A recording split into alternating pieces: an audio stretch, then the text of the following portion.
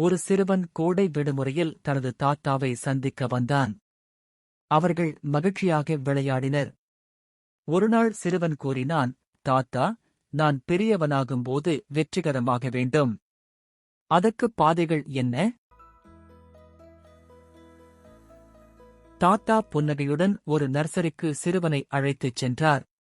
அங்கு 2 சிறிய செடிகளை வாங்கினர். வீட்டிற்கு வந்தபின் ஒரு செடியை வீட்டுக்குள் உள்ள பாண்டத்தில் நட்டார், மற்றொன்றை வெளியில் மண்ணில் நட்டார். இரண்டும் எது நல்ல முறையில் வளருமென்று நினைக்கிறாய் என்று தாத்தா கேட்டார். சிறுவன், வீட்டுக்குள்தான், அது பாதுகாப்பானது என்று கூறினான். தாத்தா சிரித்தார். பார்ப்போம் என்றார். 4 ஆண்டுகள் கழிந்தது. சிறுவன் மீண்டும் வந்தான். தாத்தா 2 செடிகளையும் காட்டினார். உள்ளே நட்ட செடி வளர்ந்திருந்தது, ஆனால் சிறியது.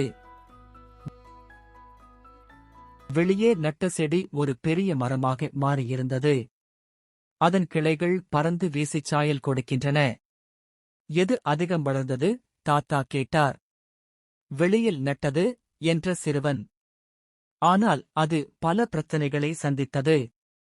தாத்தா சொன்னார், அது சுதந்திரமாக வளர்ந்தது. சோர்கள் அதன் வேர் வலுவாகின. சவால்கள் அதை துடிக்க வைக்கின்றன.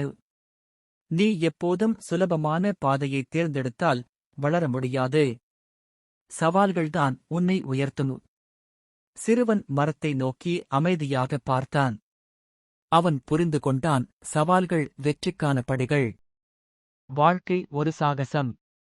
ஒவ்வொரு தடையும் ஒரு புதிர், ஒவ்வொரு சவாலும் வளர்ச்சிக்கு வாய்ப்பு.